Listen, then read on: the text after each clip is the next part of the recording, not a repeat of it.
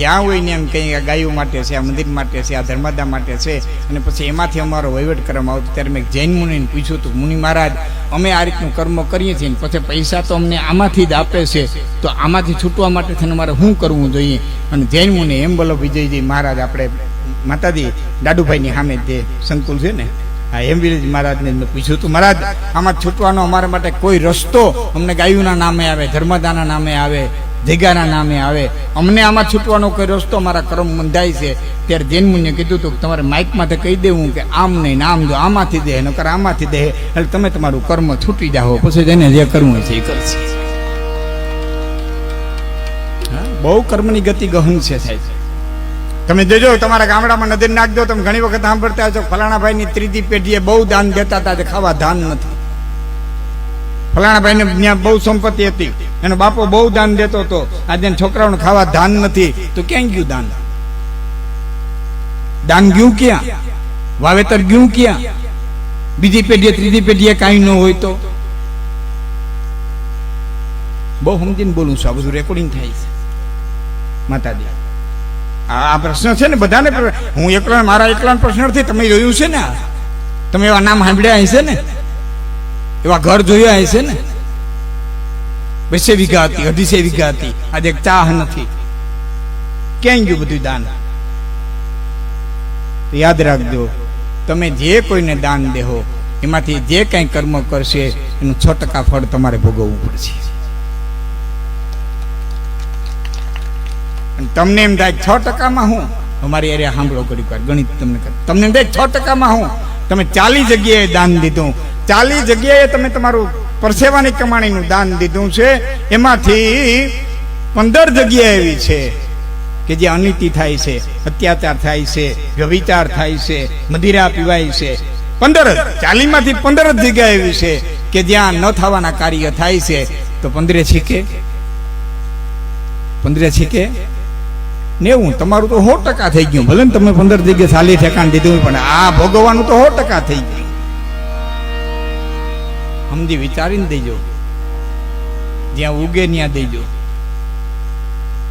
દીધા પછી તમારા દાન તમારી પેઢી દર પેઢી, જેમ આંબો વાવ્યા પછી જેમ કેરીઓ છોકરા ખાતા હોય ને, એમ તમારું દાન ઉગે ને ત્યાં દેજો. ઉડાવપણું દાતારી નથી સાહેબ, ઉડાવપણું એ દાતારી નથી. કોઈ એમ કે હાલતા માંગરોળની બજારમાં, કેહોદની બજારમાં 5 જણા ભેરા થાય ને હાલતા આપણે 5000 વાપરી નાખી, તમારું ઉડાવપણું છે.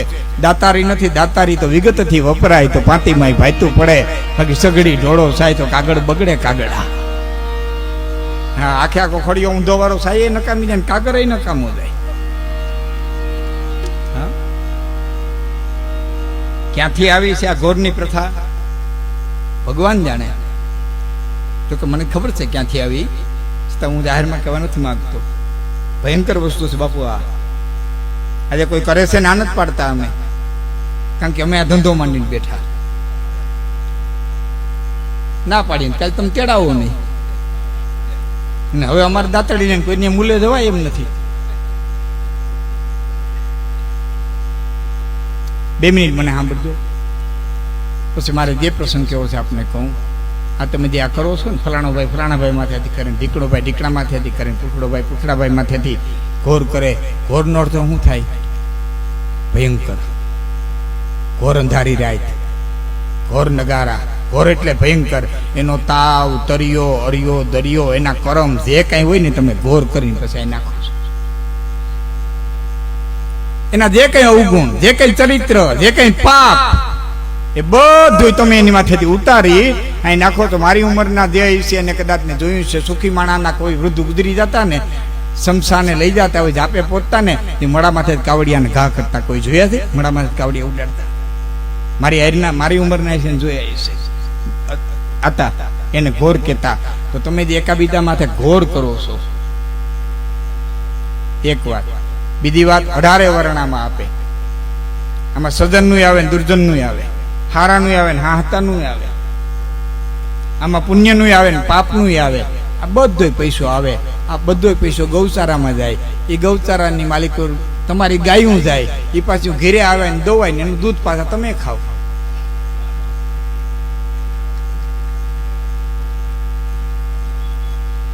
ખોટી વાત છે મારી? આ માતાજીને મંદિરમાં જાહે, એકાબીજામાં ઘોર કરીને તમે નાખ્યું. આ બધું મંદિરમાં જાહે, મંદિરમાં કાલ માતાજી સુંદર મજા રસોઈ બનાવશે, પાછા તમે જ ખાઓ. ભયંકર વસ્તુ છે. બંધ નહીં થાય, મારે કીધે બંધ નહીં થાય. વિચારવાનું તમારે છે. તમને ત્યાં નતર ફારો નથી થતો લાખણજીભાઈ, આમ નથી થતો, પૈસા ભેરા નથી થતા. આમાં આહિર સમાજના દાયરો કેટલા બેઠા, મારી સામે બેઠા હોય, બાકી ઘણા છે મને ખબર છે. ખાલી હું સામે બેઠા કોઈ ઊંચી આંગળી કરશે? તમે બેઠા ને દ્વારકાનો તમારો આહિર સમાજ, અખિલ ભારતીય આહિર સમાજ, માતાજી અખિલ ભારતીય આહિર સમાજ, હા, એના પાયાના ફાળાનો પહેલો પ્રોગ્રામ હમીરભાઈ લાંબા ને ત્યાં, હમીરભાઈ ગોજિયા ને ત્યાં લાંબા સપ્તાહની. તમે ક્યારેક ક્યારેક સર્ચ કરીને જોઈ લેજો, યુટ્યુબ ઉપર છે.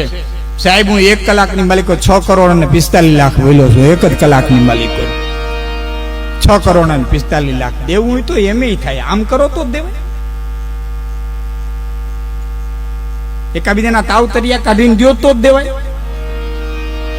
પ્રેમથી નો દઈ હોગો, ભાવથી નો દઈ હોગો, લાગણીથી ન દઈ હોગો. મારે દેવું જોઈએ, મારા ધર્મને ખાતર દેવું જોઈએ, એમ નો દઈ હોગો, આમ કરીને દઈ હોગો. મારે કીધું બંધ નહીં થાય.